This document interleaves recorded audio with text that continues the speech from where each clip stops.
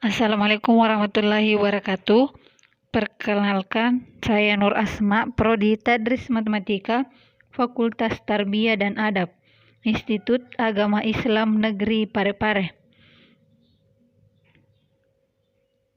Dalam video kali ini kita akan belajar materi sifat-sifat daerah integral dan hubungan antara lapangan dengan daerah integral. Adapun tujuan pembelajarannya yaitu yang pertama, dapat memahami hubungan antara lapangan dan daerah integral. Kedua, dapat menerapkan sifat-sifat daerah integral ke permasalahan aljabar. Untuk lebih jelasnya, kita langsung saja masuk ke pembahasannya. Jadi, untuk memahami hubungan antara lapangan dengan daerah integral itu, kita terlebih dahulu mengetahui definisi dari lapangan dan definisi dari daerah integral. Definisi lapangan.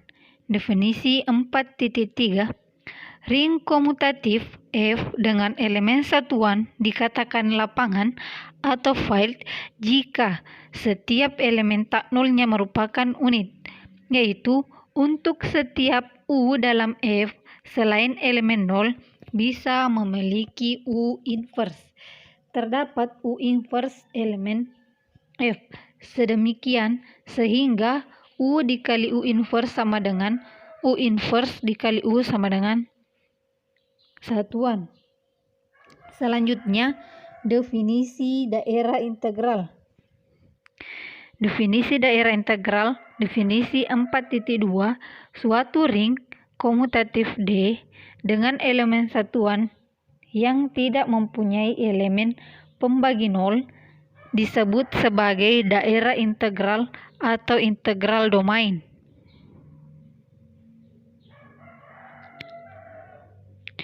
Maksudnya di sini, jika suatu ring komutatif D dengan elemen satuannya yang tidak memuat elemen pembagi nol, maka dapat disebut integral domain atau daerah integral.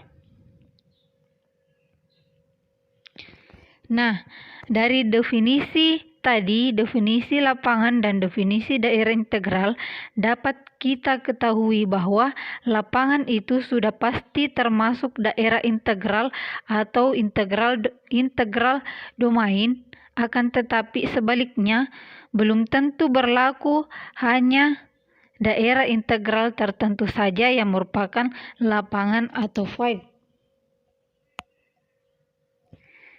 Nah, langsung saja kita masuk dalam sifat-sifat daerah integral. Teorema 5.1.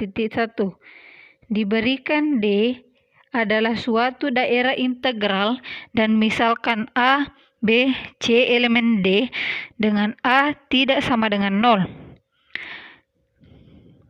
Jika A sama dengan CD, maka B sama dengan C atau hukum konstelasi kiri, dan jika B A sama dengan CA, maka B sama dengan C atau konstelasi kanan. Kita masuk dalam pembuktiannya. Konstelasi kiri. A tidak sama dengan 0, AB sama dengan AC. Kedua ruas dikurang yaitu AB kurang AC sama dengan 0. Dan hasilnya itu B, hasil dari konstelasi kiri yaitu B sama dengan C. Kemudian konstelasi kanan yaitu A tidak sama dengan 0, BA sama dengan CA.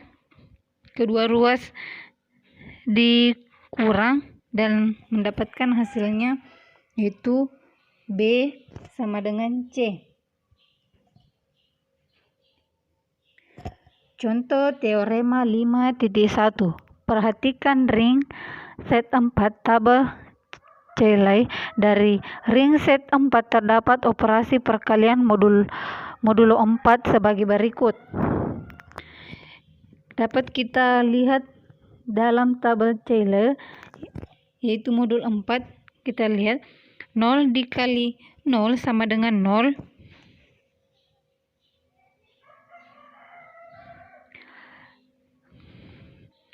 1 dikali 0 sama dengan 0, 2 dikali 0 sama dengan 0, 3 dikali 0 sama dengan 0.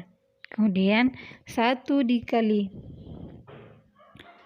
0 sama dengan 0, 1 dikali 1 sama dengan 1, 2 dikali 1 sama dengan 2, 3 dikali 1 sama dengan 3, dan selanjutnya 2 dikali 0 sama dengan 0, 2 dikali 1 sama dengan 2, 2 dikali 2 sama dengan 4, modul 4 sama dengan 0, 3 dikali 2 sama dengan modul 4 sama dengan 2, dan selanjutnya 3 dikali 0 sama dengan 3, 3 dikali 1 sama dengan 3, 2 dikali 3 sama dengan 6, modul 4 sama dengan 2, 3 dikali 3 sama dengan 9, modul 4 sama dengan 1.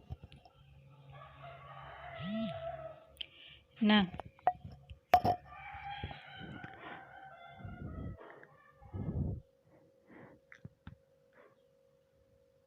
di sini terlihat bahwa 1 dan 3 memiliki inverse.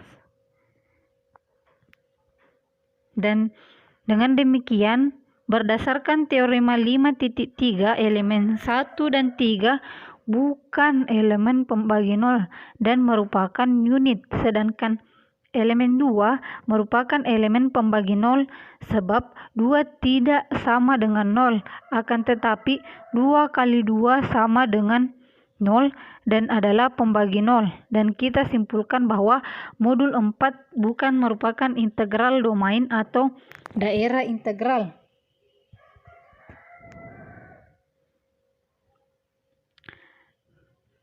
Selanjutnya teorema 5.3.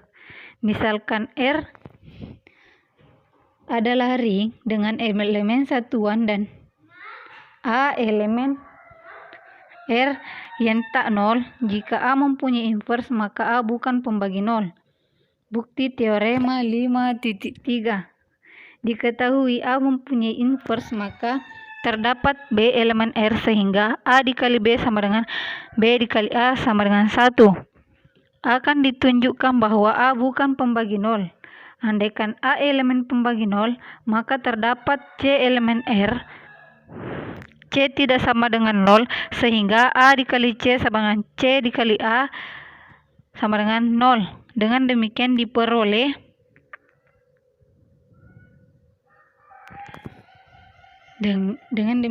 kita peroleh AC sama dengan 0 dan CA sama dengan 0.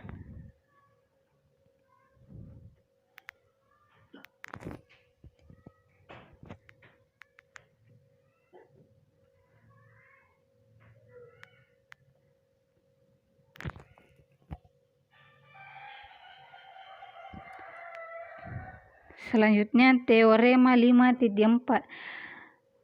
Teorema 5.4, setiap lapangan merupakan daerah integral. Pembuktian, misalkan F merupakan lapangan, maka F ring komutatif dengan elemen satuan F.